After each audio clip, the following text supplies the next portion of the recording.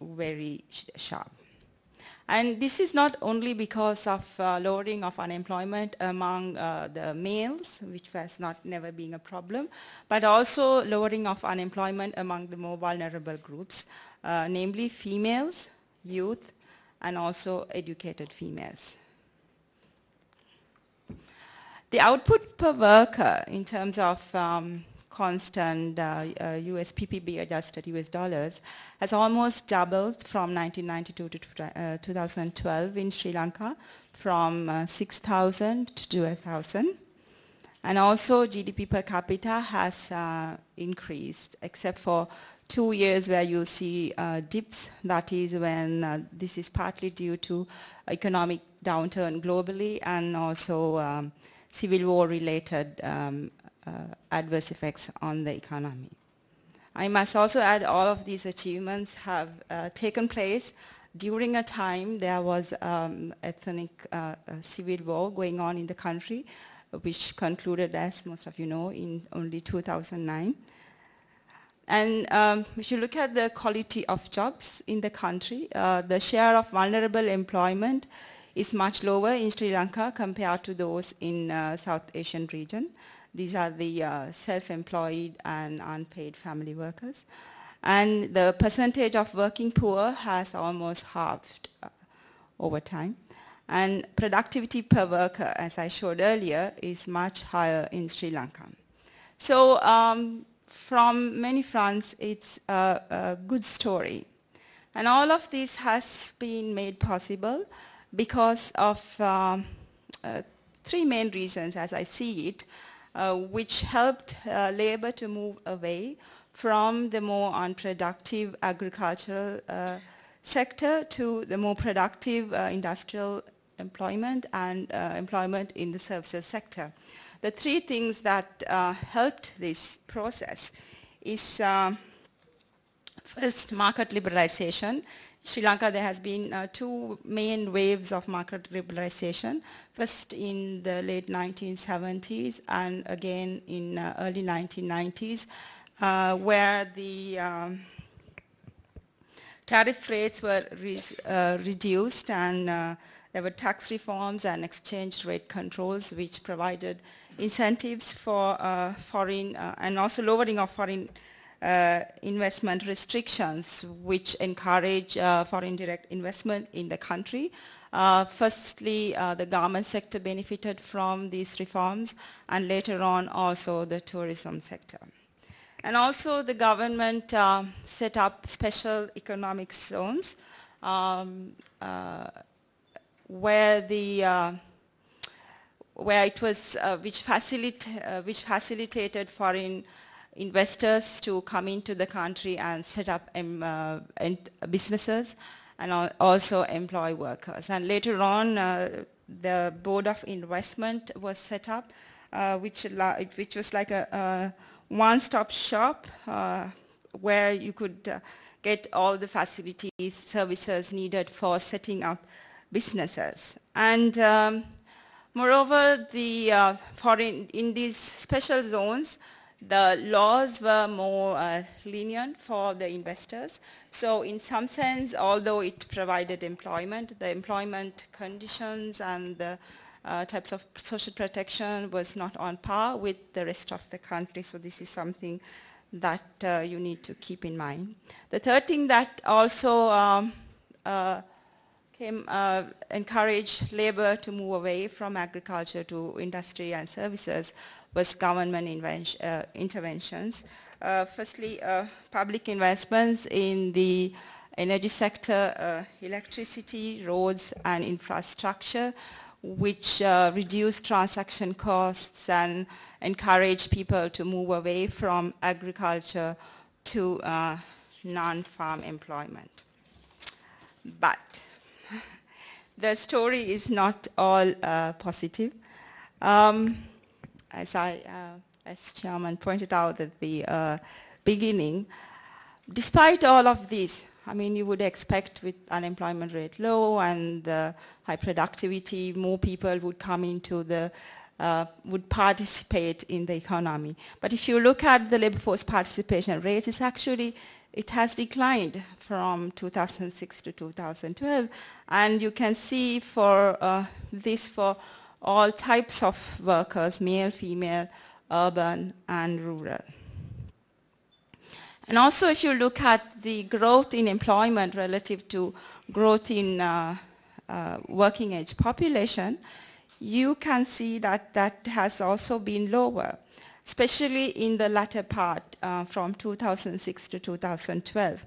As you can see in the first column there, the working age population, and if you compare the first column to the second column, you can see that the working age population, the annualized growth rates is more for the employed population relative to the working age population. But in the second column, the two red columns, it is actually lower. So that means that employment to population ratio is actually lowering over time. Sorry, you can't see that. In that,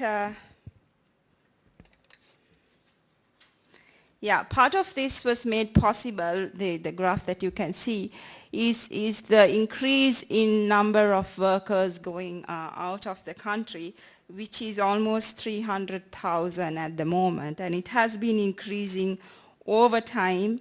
Actually, more workers are going out of the country than these are. I'm talking about not the net effect, just the people who are going out of the country.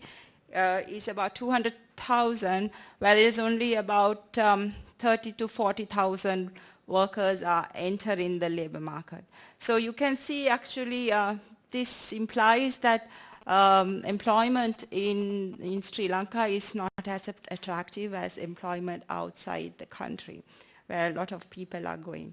And also this is interesting that in the latter part, again, from 2006 to 2012, a lot of the increase in employment creation, as you can see, the average annual rate of change of employment was 2.41%, and that is mostly explained by employment in the public sector, and also a high level of employment in semi-government sector, and employment in own account workers.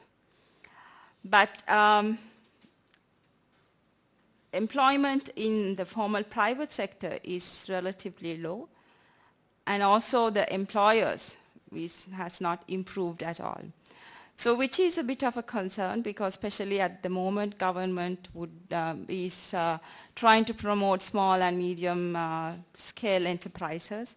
But you can see a lot of the people are own account workers, they are self-employed, but they are not moving up to being employers. A lot of them are there. And the proportion of employers in the economy is very small. The growth is very small. It hasn't improved. And also formal private sector, it has not grown at all. And this picture is also important from a social protection point of view, because in Sri Lanka, a lot of the available social protection is employment-based. The public sector workers have very good pension scheme. When they retire, they get a pension that is there till they die. The formal private sector workers, they have the employees' provident fund. So when they retire, they get a lump sum. So what they get is not as good as what the public sector is getting, but that is very good. Informal sector workers, there are some pension schemes. Those are voluntary contributory pension schemes, but they are not very good in terms of coverage and also in terms of the benefits that they get from that.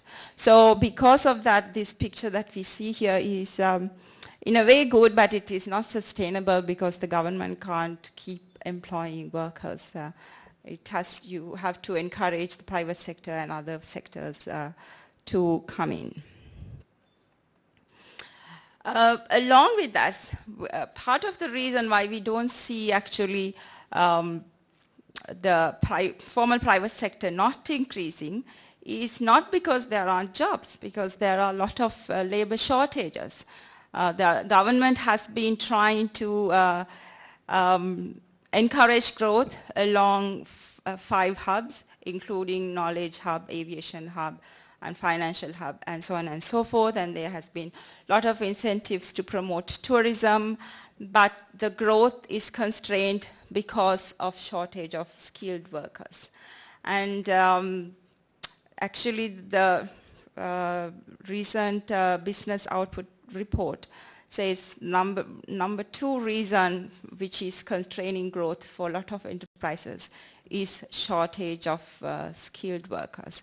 So skills is a major problem in Sri Lanka.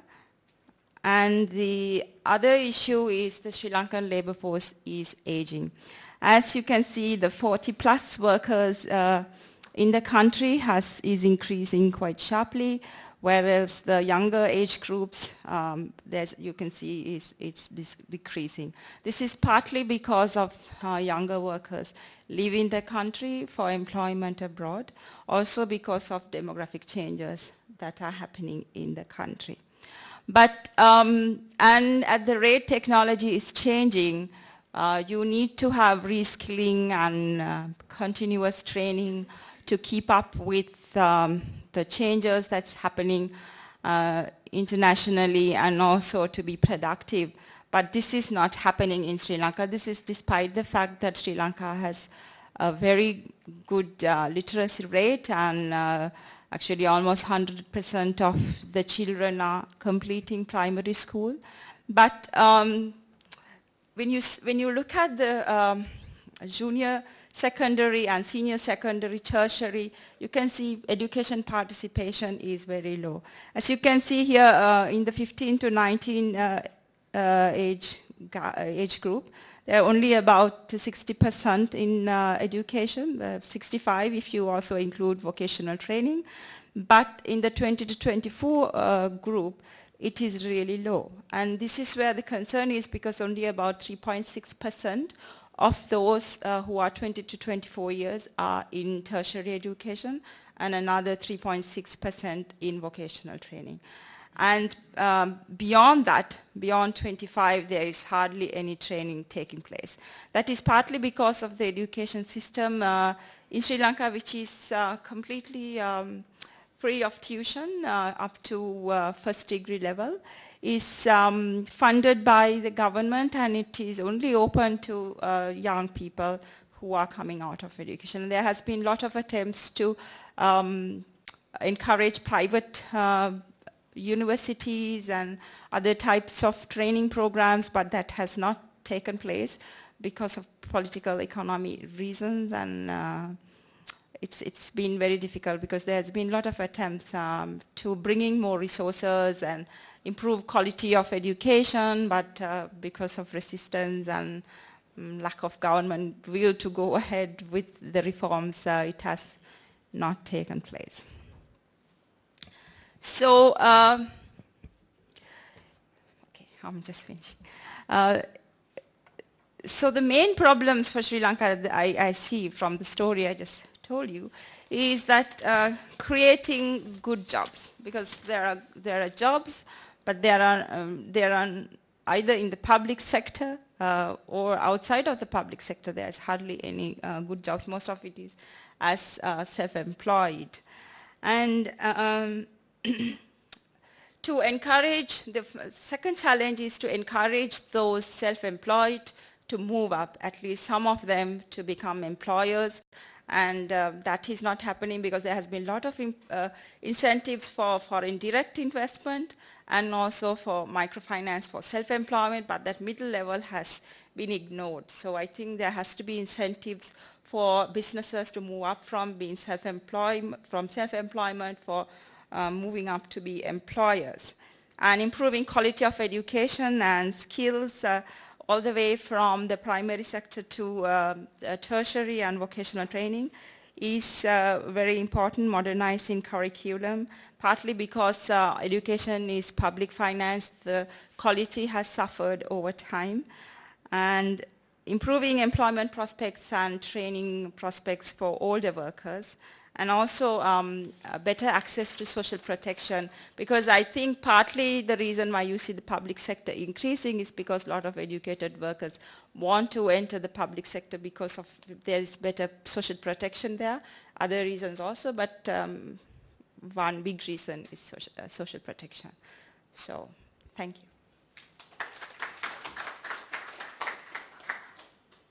Thank you very much. We now turn to our final presenter on this panel, and that's Dr. Deb Kusum Das.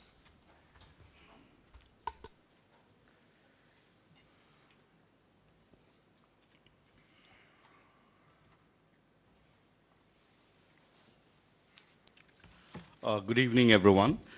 My presentation is going to be based on the research that I'm doing at ICRIER at the moment as a part of the Jobs for Development project, along with my co-researcher Homagni Chaudhary of the University Aberystwyth at Wales, on labor market reforms and manufacturing performance in India. As everyone would know that labor reforms is a very challenging area of research in India, given the political economy considerations and several other issues. Now, the outline of my presentations, though I'm not going to follow them in a very structured way, is going to be a bit of background, objectives, protective labor legislations in India, international comparisons, why call for deregulation, empirical evidence, and conclusions and further issues.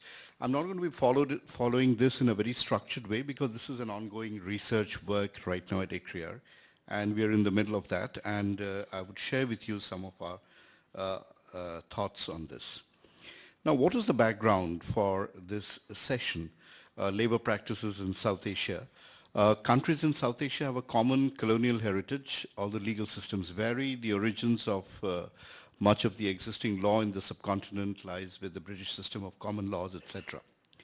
Further, the influence on the formation of labor laws was the creation of ILO and impetus it gave to lawmaking in the region, and as such, laws like Workers' Compensation, Trade Unions Act, trade disputes, industrial disputes were adopted in the entire region. And finally, formation of the South Asian labor laws was the period following independence, and the start of the process in Nepal, democratic process, coincided with the thrust of industrialization towards what has been referred in the past as developing the commanding heights of the economy.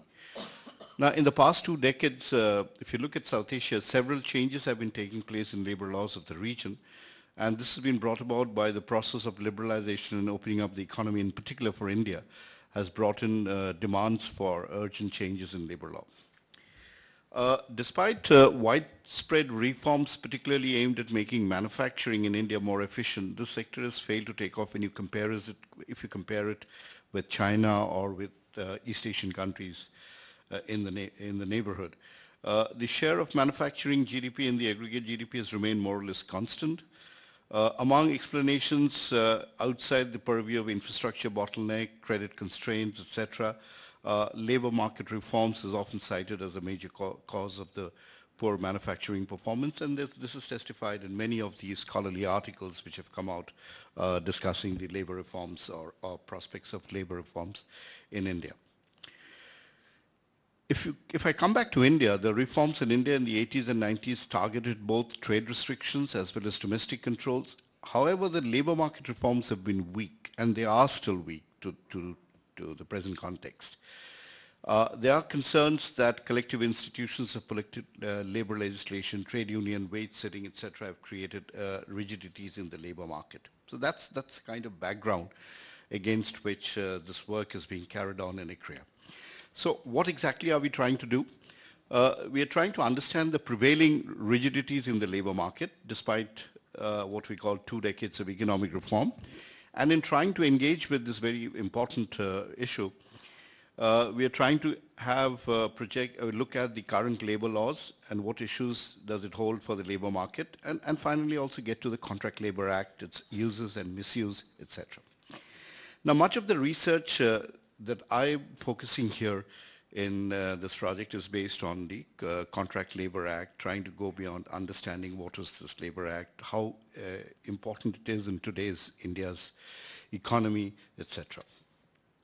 So that is the basic background. Now I'll skip a bit and go back, and I'll come back to this at the end. I'm going to be a little back and forth.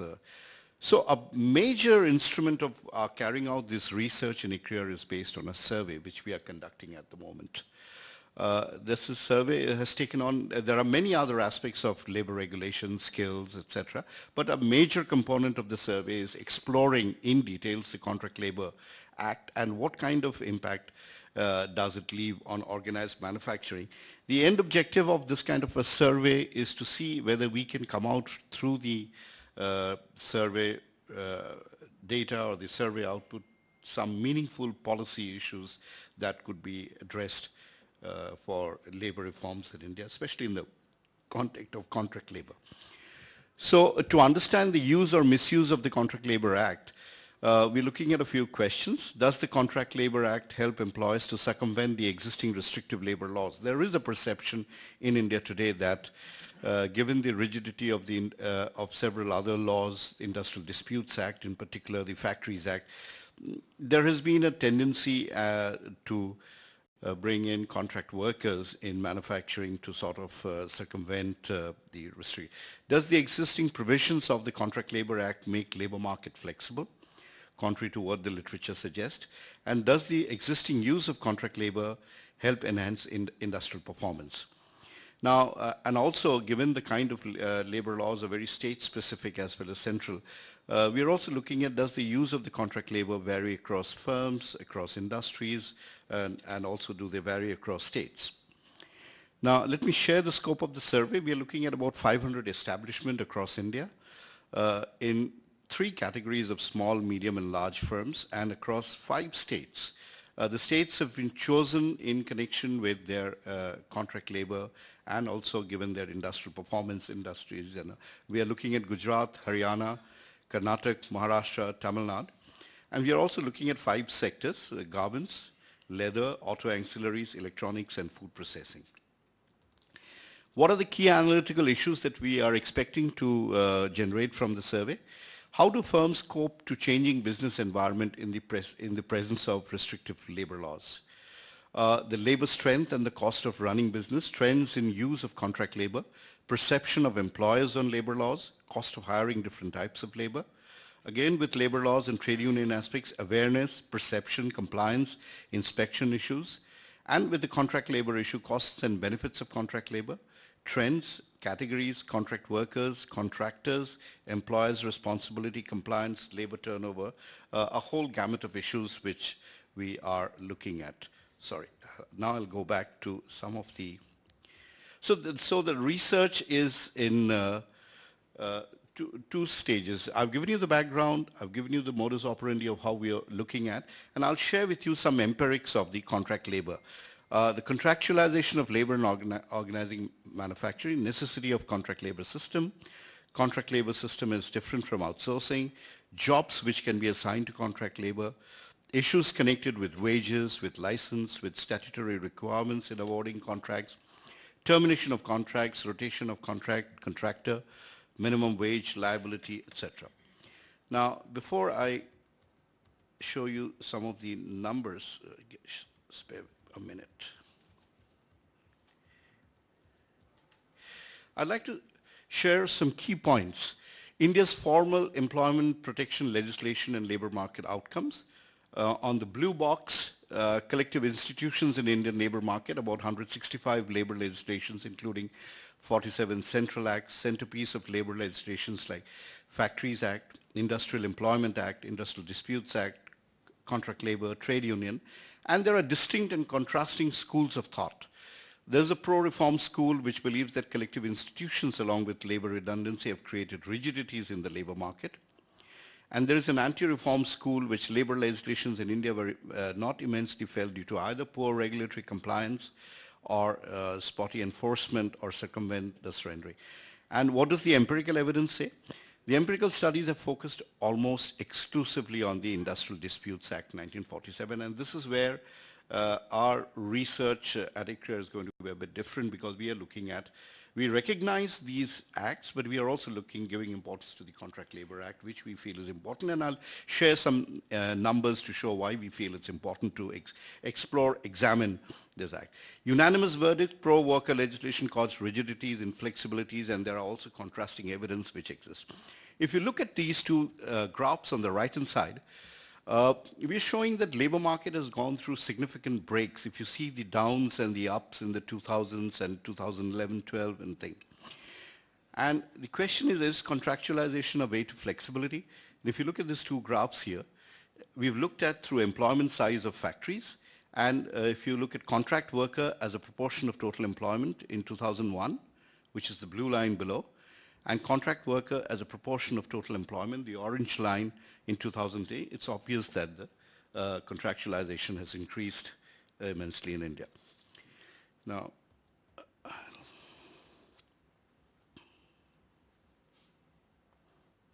sorry.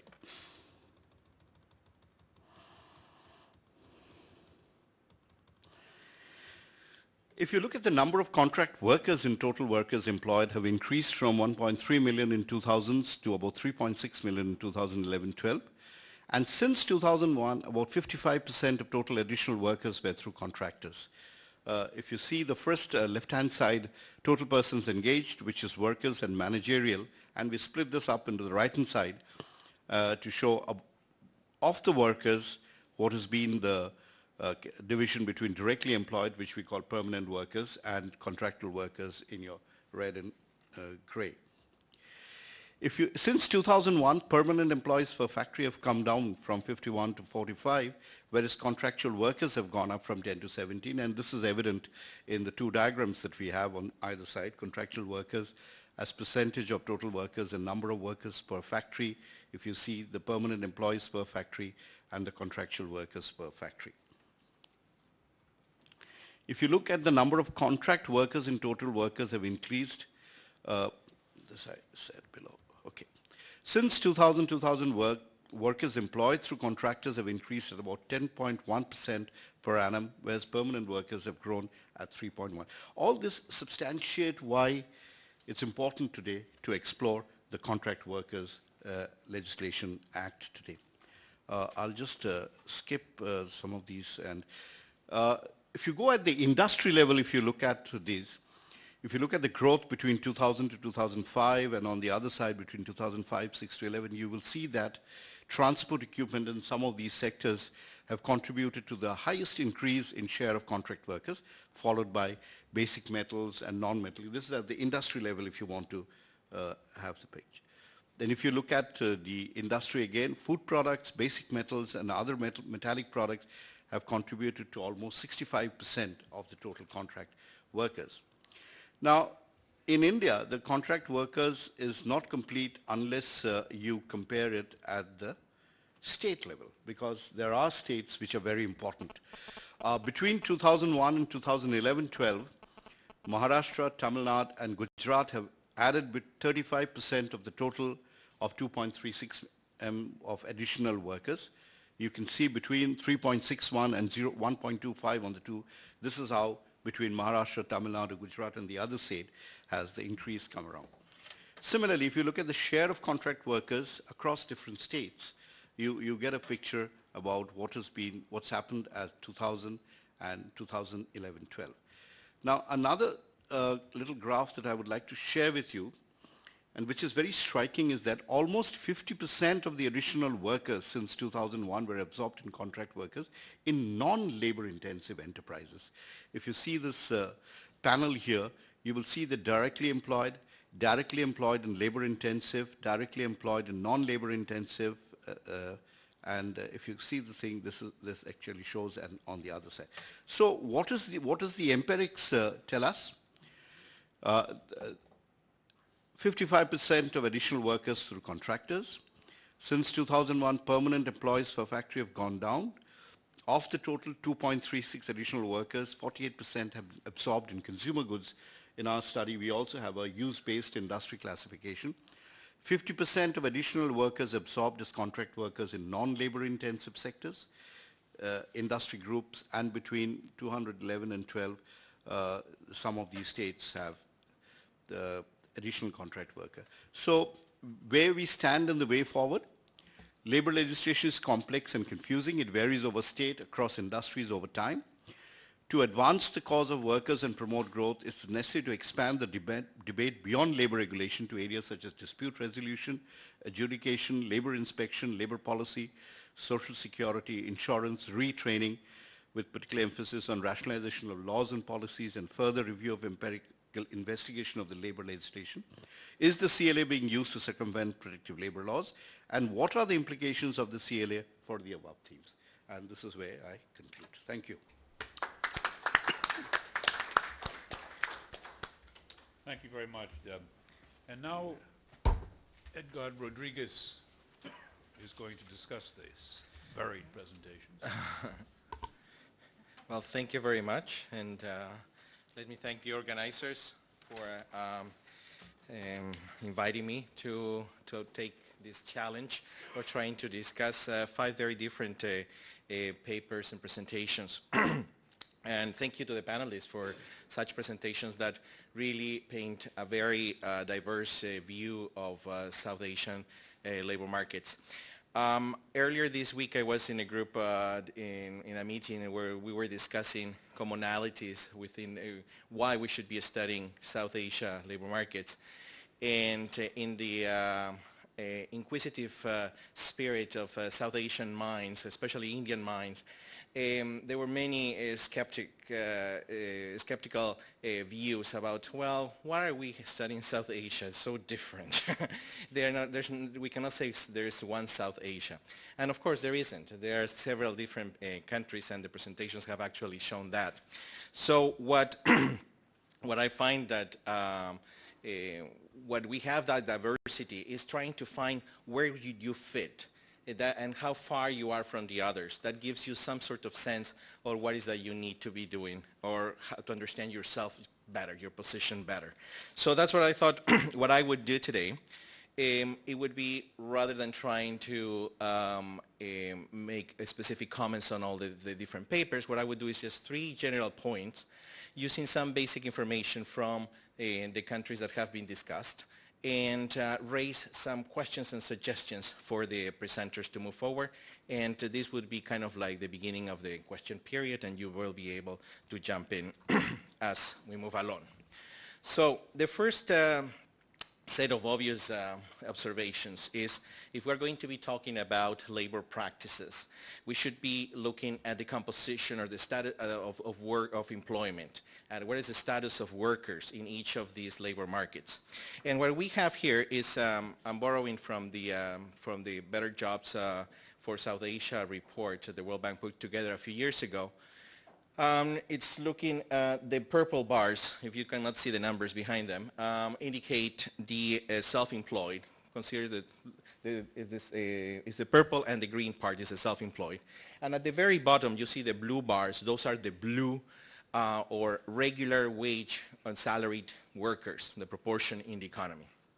So you can think like the blue like being a place where you would expect to find better labor practices, or practices in which it would involve some social security, some safety at work, some permanence. I mean, the contract, the permanent contract work is at the bottom. That's also the place where you would probably find a lot of the public servants some of the presenters have already referred to, and that we have to keep in mind. And as you move up, you got the self-employed in countries like, for example, Afghanistan and Bhutan are the countries where you have like 77%, 62% of the workers are self-employed. What sort of labor practices can you be expecting to find in such an environment? And I think that this is the sort of question that we have to bear in mind when we are talking about labor practices, so we're going to be talking about labor practices. So Nepal and Afghanistan are actually the 2 that stand out as being like predominantly self-employed workers, and that should be guiding any questions. Why is it so large? Why is a lot of it is because of the agricultural aspect of the economies, but also what is that we could expect in terms of the labor practices.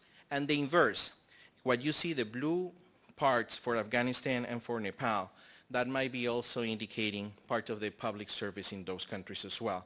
And it would my question to the presenters would be to bear that in mind, because what you have in some of these labor markets is that you have a very privileged group that enjoys the benefits of having really good labor practices. They're in a sector where they have a permanent job, they have all the benefits, but there is also like a universe of people that are self-employed and that do not have access to that.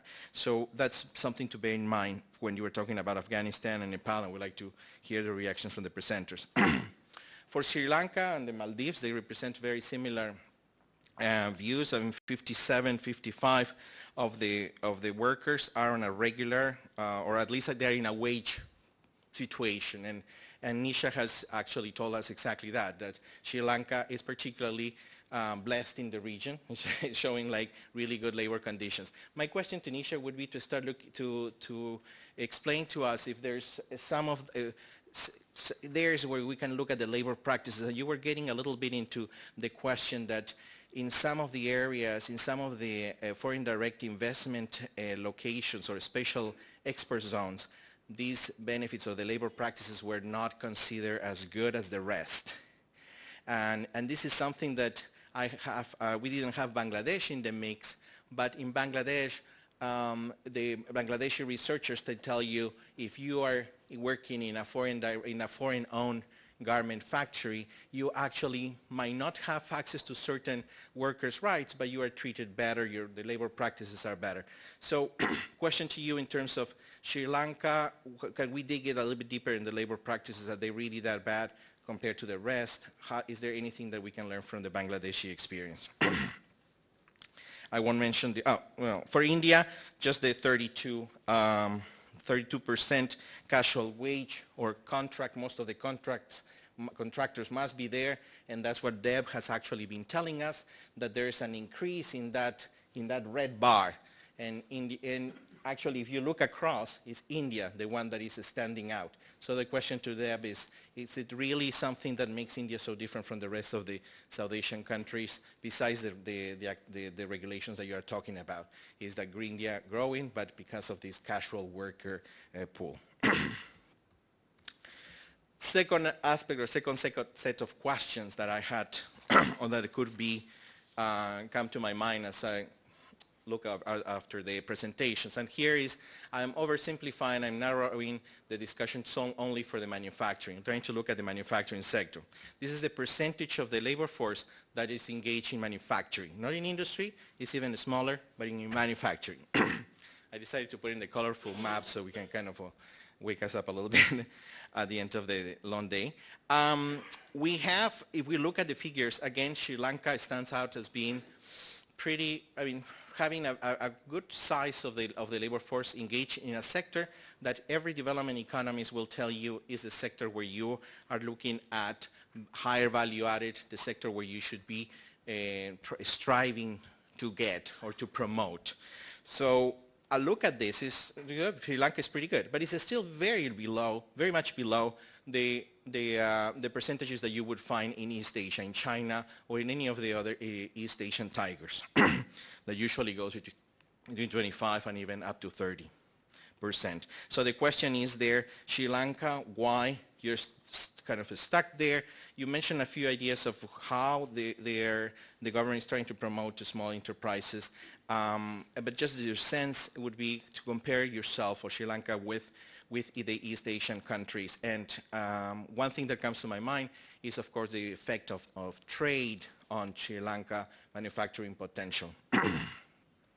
For India and Bangladesh, and even Pakistan, I mean, they're not represented here, but India is, 12.5 is, of course, very low, and this is the idea of why that motivated the study by Deb, that is very low, and one of the reasons is the regulations. Is it really only the regulations? Are there other things that actually are affecting this very relatively unimpressive percentage of the population working in manufacturing?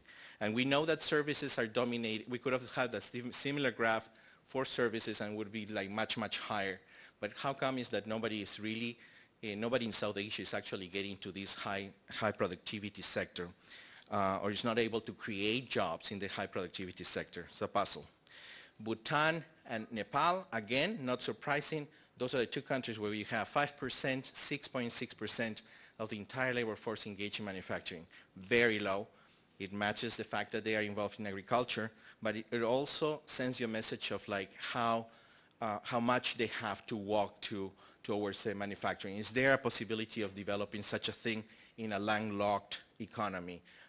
Both of you have mentioned, I mean, I pretty interested in the analysis of happiness and satisfaction at work that Dasho Pema talked about. Are manufacturing jobs more rewarding? Are people happier in manufacturing jobs? I would love to see that from your data. You point out at that because if you're employed, you're happy. The question would be very nice, what is the sense if you are in manufacturing job versus being in an agricultural job that you have to be working sun to sun, from sundown, sunset to sun, well, no, from sun, sunrise to sundown, if it's just going to be equally happy. So it's a question to bear in mind, I mean, the sectors, because in your presentation you did not refer to a specific sector. In the case of Afghanistan, I mean, the question is still very low, and we know that I didn't have the female-male participation, but I'm pretty sure that it's very distorted. Is there any possibility of promoting manufacturing for women in Afghanistan? I mean, the case of Bangladesh, it seems to have been very successful in drawing women, in a Muslim country, drawing women into the labor force. Are there any policies, practices that you know of that could be doing that? Finally, the third simple lens that I wanted to use to bring some unity to the different papers was to refer to the business environment. Yesterday we heard from Ahluwalia that yes, demand for labor is very important, and the demand for labor comes from the firms.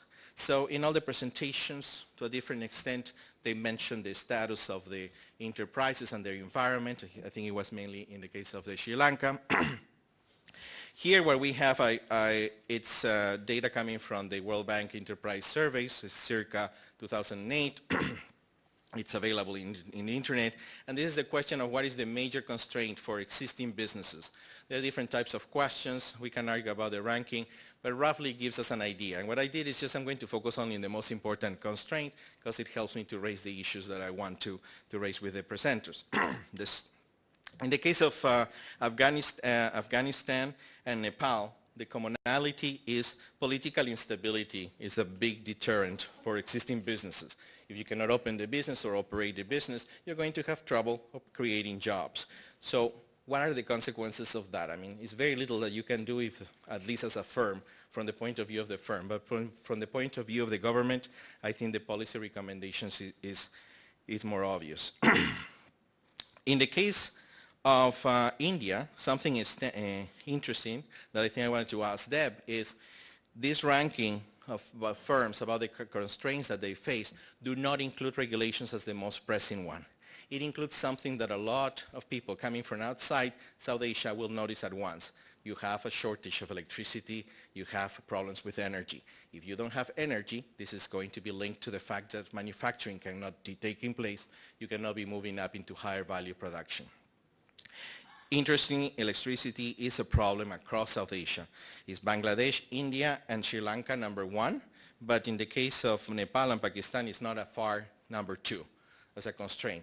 So here is actually kind of a policy message, a policy recommendation. If we want to increase or improve labor practices in highly or high value-added sectors like manufacturing, you need energy. And if that precondition is not in place, how can you expect to have better jobs for the growing number of workers? So I did Nepal, Sri Lanka, and in the case of Bhutan, the issue, it was very interesting that the issue of happiness here will depend if you live in a remote rural area or if you live in Thimphu. Transport is mentioned as a #1 problem, but it's also the case of the Maldives, which is also a small country, access to land. I mean, geography in general, it determines a lot of your constraints. So it's not only happiness in the case of Bhutan, it's also your geography that imposes some constraints. So I just want to see your thoughts about those limitations. So thank you very much, and I look forward to hearing more questions about the presentations. I stop here. Thank you. Edgar, thanks so much for some very insightful comments and also for directing them to the panel so this can be more interactive. But you have been a very patient audience, and it's now time to open up the questions. Sir. Somebody have a mic?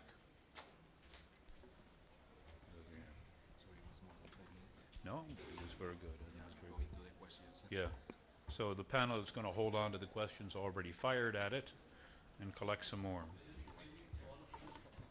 I can't hear.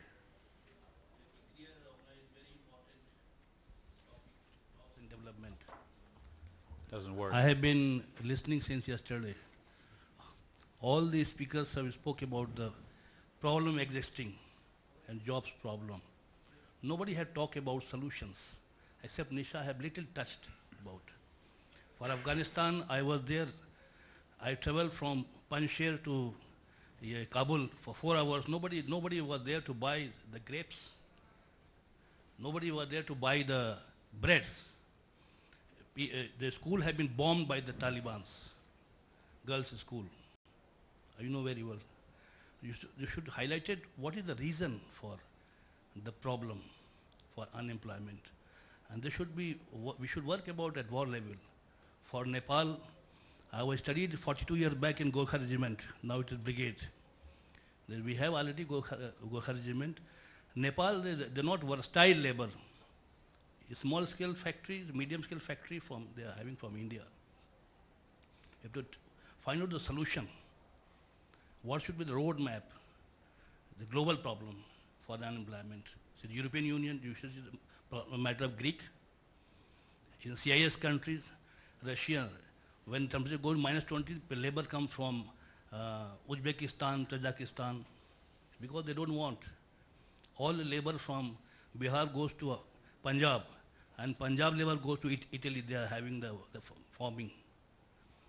In Argentina, all the taxi drivers from Punjab. So it's not that they don't want, but they don't want to do the thing. So my request for all of these panelists, what should be the solution? It's a global problem for CIS countries, for African countries, for Asian countries, for European Union.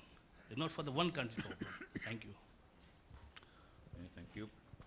Anyone else? Yes, sir. I have two questions actually for Nisha. One is just the Sri Lankan workers who go abroad. Like where do they go? That's one question. And the second question is about these enclaves in which you had some of these foreign firms set up their enterprises.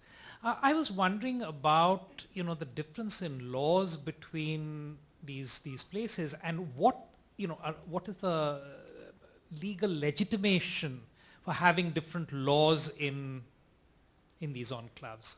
If you can tell us. Thank you. Sure. Thanks. Just a few questions. First, Dr. Wangda from Bhutan. Just about this relationship between unemployment and happiness or employment. Of course, an obvious question to ask is about the causality, whether more unhappy people are likely to be unemployed rather than unemployment leading to unhappiness. Anyway, that's a bit of an obvious sort of question about causality, but whether there's any relevance of that. On Sri Lanka, Nisha, just this issue about migration and the labour force participation rate, particularly on the gender part. I mean, is it your finding or insight that, these women who are going overseas to work, and as you showed, the female labour force participation has fallen, whether these women are going overseas to work and they wouldn't be working at home. I mean, because of, social reasons about the type of work that they can access and what they would be able to take up in the domestic labour market. So just on that gender angle.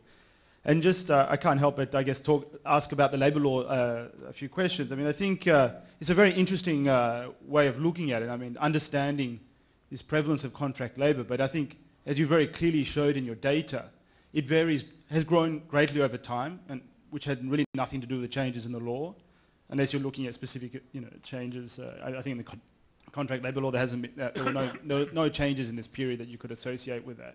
You also showed the great variation across sectors or even within manufacturing. And I remember a paper by Professor Goldar. He showed that some going down to the 3-digit level, some are not using contract labor at all, and others are using it. And I think ultimately that's the question to understand: what is driving use of contract labor? And to me, the Contract Labor Act will probably have not a lot to do with it. I mean, I think that's obviously an empirical question and a hypothesis to test. But my feeling would be the Contract Labor Act probably doesn't have much to do with that. But this is the answer to the question to answer, and the 800-pound gorilla in the room when we're talking about the manufacturing sector, because I think the whole issue really is whether the reforms are going to lead to an improvement in the manufacturing sector.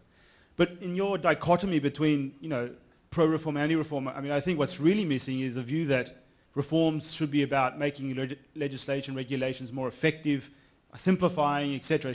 I think the view that it's anti-reform to look at the laws being saying, okay, we don't want reform because the current laws are not being enforced and etc. I mean, I know that exists. I know that's a view, but it's really a shame that is not the view. Should be that's a reason why to reform them. The reform should be because these laws are not being implemented, they're not being enforced, etc. So how to come up with more effective, optimal labour market regulations that would benefit both employers and workers. Thank you. So, Radhika? So I have a general question. Hearing all these presentations, I get a sense that the nature of structural transformation that South Asian economies have undergone has been such that the sectors driving growth have not necessarily driven employment. In that sense, is there a disconnect between growth and employment, a decoupling of the relationship? And if that is the case, then should development strategy in these countries be centered around economic growth or around job creation and productive job creation? Because we've been talking about unemployment rates, but in these countries it's not just enough to look at employment or unemployment rates, but what are the kind of jobs we're creating? Are these productive jobs, good jobs? Thank you. Ali? Question to Edgar. The last table that you showed, constraints for existing business, which year does it pertain to? One? Yeah. Hard to hear. The year? Yep. For the last slide. And political instability does not appear as an issue at all for Sri Lanka. That was a bit surprising because, the war and everything in Sri Lanka. That. Okay, why don't we just stop here for what is a first round. If there are any other burning questions, we can return to those next. Okay, panel, I had questions of my own, but I'm certainly not going to burden you with them because you already have a lot on your plate. So actually, why don't we go right to left?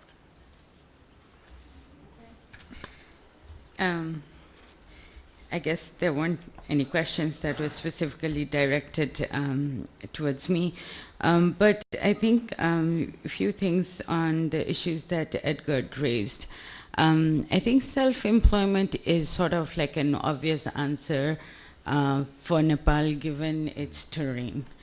And of course agriculture is there as well, but there are these structural limitations as well, which has sort of made self-employment as something that is to be promoted. But over time, I think what we need to, what I would like to do is deconstruct this idea of self-employment a bit, because self-employment is not happening because people want to make use of certain opportunities, want to make profit or whatever. It's more like an economic necessity. So the entrepreneurship aspect of self-employment, you don't see that being there. In terms of the manufacturing, I think the answer kind of lies in the third slide that you showed, which shows political instability being one of the major constraints in Nepal. And there were lots of firms, whatever little that we had, which closed down during the time of the conflict. And as I mentioned in passing in my presentation as well, that trade unions and political movements have been very closely intertwined in Nepal. So following 2000, following like around 2005, to 2007, especially when the Maoist political party came above ground. One of the things that they did was organize workers in a more, what people might call an aggressive manner. And following that, there was a lot of close down of businesses, and they haven't revived since then because of this very strong pro-Maoist trade union group that we have. Thank you. Sure. Okay, unlike Bandita, I got a lot of questions, so I'll try to cover most of them. First one was regarding labor practices in the free trade zones. Originally, actually, they get a lot of concessions in terms of tax concessions and other infrastructure facilities, but also originally it was the intention to have more relaxed labor laws in these zones, but there was the existing labor unions didn't like that, but so on paper they have the same laws, but it is not implemented because you see very little unionization. Actually, in the initial periods, now you see a few unions in those zones. Regarding the percent of workers in manufacturing, I think the civil war was partly contributory because unlike in other, say, the East Asian countries, in Sri Lanka, a lot of the foreign direct investments was limited to low-end investments like garment factories, never like electrical, where you needed more investments. Partly that is because of the ethnic conflict. Actually, some investors who were to come to Sri Lanka decided to go to other countries because of the uncertain environment in the country. So it did have an effect. And also there were why it is not very high in Sri Lanka, partly because of now we're a low middle income country, so part of the concessions the country had was taken out. So since 2006, the industrial sector has not, employment in the industrial sector has not improved. At the moment, government is following a domestic policy to promote domestic industries, but that has really not taken off. Regarding where do the Sri Lankan workers go, they go mostly to the Middle East. And Sher's question, how do these affect the domestic labor market? I think what you said is partly true, that some of them would not have been in the labor force back in Sri Lanka.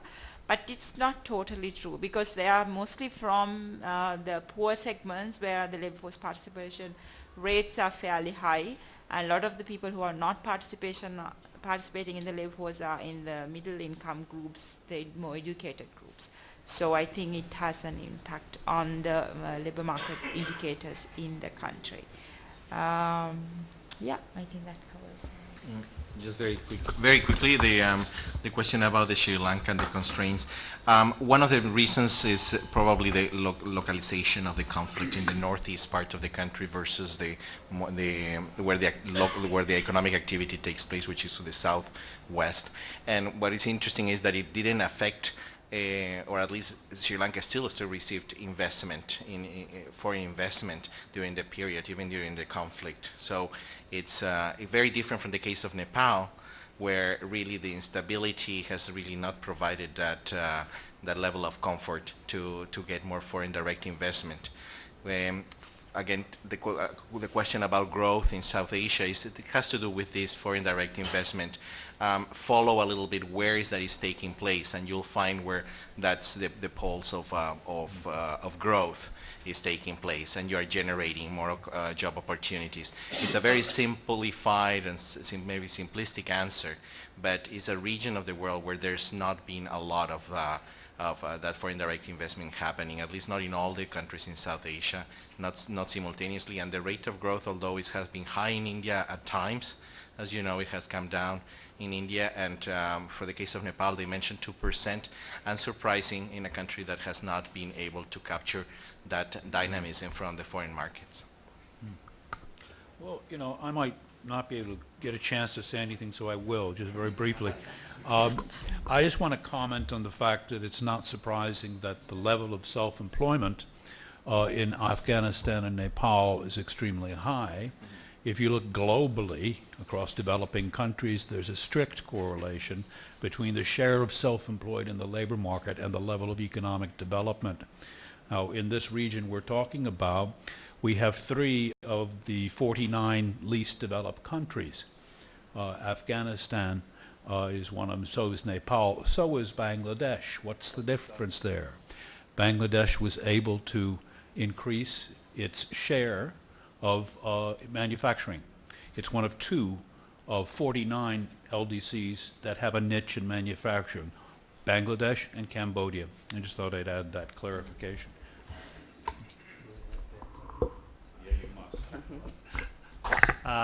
Thank you. I'll attempt to answer 3 questions or make a comment. On first is Dr. Edgar's question whether Bhutanese are happy staying in the rural areas or happier coming to the manufacturing sector.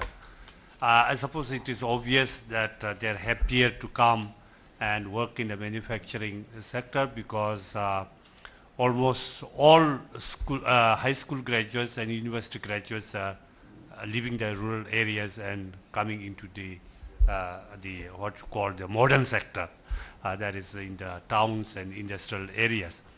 But of course, these unemployed people will be much more happier if they can sit in the capital city in the offices rather than in manufacturing sector, because I will explain that later on. That brings me back to the causes of unemployment. As I said, 97% of our workforce is already employed. We have unemployment of unemployment rate of 2.9%. That translates to about 10,000 people, little less than 10,000, and they are all high school, higher secondary school, and university graduates.